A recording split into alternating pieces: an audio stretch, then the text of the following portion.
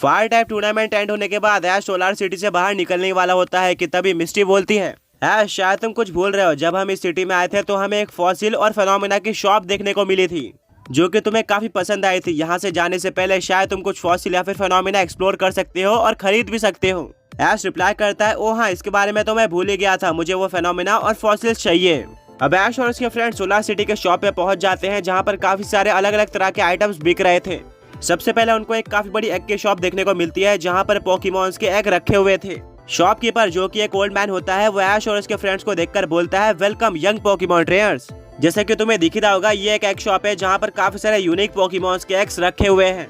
अब किस अंडे के अंदर से कौन सा एग्जैक्ट पोकेमॉन निकलेगा ये बता पाना काफी ज्यादा मुश्किल है, बट इन अंडे के पैटर्न को देखकर तुम्हें कुछ हद तक पता चल सकता है कि इस एग के अंदर कौन से टाइप का और कैसा पोकेमॉन है। जैसे कि ये देखो, ये एक ब्लेज पैटर्न एग है जो कि ऑरेंज कलर का दिख रहा है, इसके अंदर डेफिनेटली एक फायर टाइप पोकेमॉन है। सेकंड एक एक्वा एग है जिसके अंदर एक स्ट्रॉन्ग वाटर टाइप पोकेमॉन है, ये सिर्फ और सिर्फ बारिश के टाइम पर हैच होता है और इसको पानी में बैटल करना काफी पसंद है। इसके अलावा तुम इस एग को भी देख सकते हो जो कि एक मेटालिक एग है, ये काफी शाइन कर रहा है पर पता लगाना मुश्किल है कि इसके अंदर कौन सा पोकेमॉन है, पर डेफिनेटली ये काफी रेयर होगा।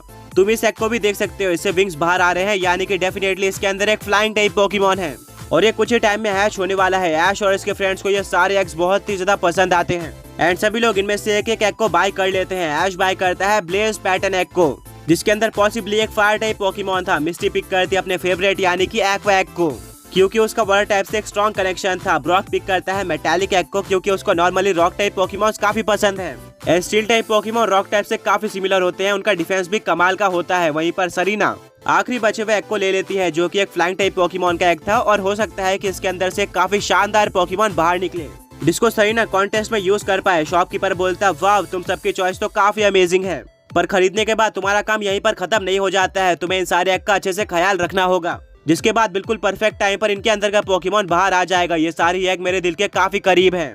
मुझे पूरा भरोसा है कि तुम इन एग के अंदर से निकलने वाले पोकेमॉन्स को अच्छे तरीके से ट्रेन करोगे। ऐश बोलता है, मैं प्रॉमिस करता हूँ कि ये पोकेमॉन्स हमारे पास काफी खुश रहने वाले हैं और मैं वेट नहीं कर सकता इनके अंदर के पोकेमॉन्स को देखने के लिए। ऐश और इसके फ्रेंड्स सबने एक एक एग को बाय कर लिया था, सभी लोग काफी खुश होते हैं और अब टाइम आ चुका था अगले शॉप को एक्सप्लोर करने का। लकीली बाजू में एक फेनोमेना की शॉप होती है जहाँ पर काफी सारे अलग अलग तरह के फेनोमेनास थे। ऐश इनको देखकर काफी एक्साइटेड हो जाता है और वो शॉप के अंदर जाता है। शॉपकीपर का नाम लाइसर था जो कि ऐश और इसके फ्रेंड्स का शॉप पर वेलकम करता है। लाइसर को फेनोमेना कलेक्ट करना काफी पसंद है पर लाइसर के पास कभी भी स्ट्रॉन्ग पोकेमॉन्स नहीं आ पाए जिनके ऊपर वो फेनोमेना का यूज कर पाए, इसीलिए वो अब शॉप पर इन फेनोमेना को बेचता है। उसको इन फेनोमेना के बारे में काफी नॉलेज है। लाइसर बोलता है, इससे पहले कि मैं तुम्हें फेनोमेना दिखाऊं, क्या तुम मुझे अपने सारे पोकेमॉन्स दिखा सकते हो जिससे मैं तुम्हारे पोकेमॉन्स के लिए सबसे स्ट्रॉन्गेस्ट और परफेक्ट फेनोमेना ढूंढ पाऊंगा। ऐश बोलता है, अगर ऐसा है तो ऑल राइट, आप मेरे पोकेमॉन्स को देख सकते हो। ऐश एक एक करके अपने सारे पोकेमॉन्स को पोकेबॉल के अंदर से बाहर निकाल देता है। लाइसर इन सारे पोकेमॉन्स को देखकर शॉक हो जाता है क्योंकि इनमें से ज्यादातर पोकेमॉन को उसने इससे पहले कभी भी नहीं देखा था। लाइसर बोलता है, मैं इनमें से कुछ ही पोकेमॉन्स के बारे में जानता हूँ, जैसे कि तुम्हारे शोल्डर पर बैठा हुआ ल्यूनिथिस, ये एक ड्रैकोनोस है जो कि सुपर रेयर है और हर एक एट्रो पोकेमॉन ट्रैक को ये पोकेमॉन चाहिए होता है। और फाइनली एक ब्लेजिरैप्टर, ये कॉमन पोकेमॉन है जो कि हमें अक्सर पोकेमॉन ट्रेनर्स के पास देखने को मिल जाता है, पर अगर इसको अच्छी ट्रेनिंग मिलती है तो ये सुपर स्ट्रॉन्ग हो सकता है। मुझे तुम्हारे बाकी पोकेमॉन्स के बारे में बिल्कुल भी नहीं पता। ऐश रिप्लाई करता है कि एक्चुअली ये सारे पोकेमॉन्स दूसरे वर्ल्ड से बिलोंग करते हैं, ये एट्रो रीजन के नहीं है। शॉपकीपर कहता है, अच्छा मैं समझ गया। वेल सैड न्यूज़ ये है कि मेरे पास इन पोकेमॉन्स के लिए कोई भी फेनोमेना नहीं है क्योंकि ये पोकेमॉन्स हमारे वर्ल्ड के है नहीं और यहाँ पर इन पोकेमॉन्स के लिए कोई भी फेनोमेना क्रिएट नहीं किया गया है। ऐश और इसके फ्रेंड्स काफी सैड हो जाते हैं और बोलते हैं, क्या इसका मतलब हमें कोई भी फेनोमेना नहीं मिल पाएगा? लाइसर रिप्लाई करता है, नहीं, ऐसा बिल्कुल भी नहीं है। आगे बढ़ने से पहले पिछले पोके क्विज के विनर्स ये रहे एंड आज का क्वेश्चन ये है कि जनरेशन 1 यानी कि कैंटो का इकलौता ड्रैगन टाइप मूव कौन सा था? लाइसर आगे कहता है कि मेरे कहने का मतलब यह है कि मेरे पास इन पोकेमॉन्स के लिए स्पेशल फेनोमेना नहीं है जो कि सिर्फ और सिर्फ इन पोकेमॉन्स के लिए डिजाइन किया गया हो, बट मेरे पास कुछ जनरल फेनोमेना है जो कि हर एक पोकेमॉन के ऊपर काम करते हैं और वो भी एक्सट्रीमली स्ट्रॉन्ग है। ये सुनकर ऐश काफी खुश हो जाता है और बोलता है कि हाँ, मुझे वो फेनोमेनास देखने हैं। लाइसर अपने शॉप से कुछ फेनोमेना लेकर आ जाता है और टेबल पर रखकर बोलता है कि ये रहे वो सारे फेनोमेना। सबसे पहला फेनोमेना है नोवा शिफ्ट, एक जनरल फेनोमेना है जो कि हर एक पोकेमॉन के ऊपर काम करता है। इसको एक्टिवेट करने के लिए तुम्हें नोवा शार्ट की जरूरत होती है। अगर तुम इसको किसी पोकेमॉन के ऊपर यूज करते हो तो एक बैटल के लिए उसकी स्पीड 3 गुना हो जाएगी और वो किसी भी पोकेमॉन के हाथ नहीं आएगा। ऐश बोलता है, वाह, एक स्पीड बूस्ट करने वाला फेनोमेना, ये तो काफी इंटरेस्टिंग है। वेल नेक्स्ट फेनोमेना कौन सा है? लाइसर बोलता है कि हमारा सेकंड फेनोमेना है पल्स रेजोनेंस। ये पोकेमॉन वर्ल्ड का one of the strongest phenomena है।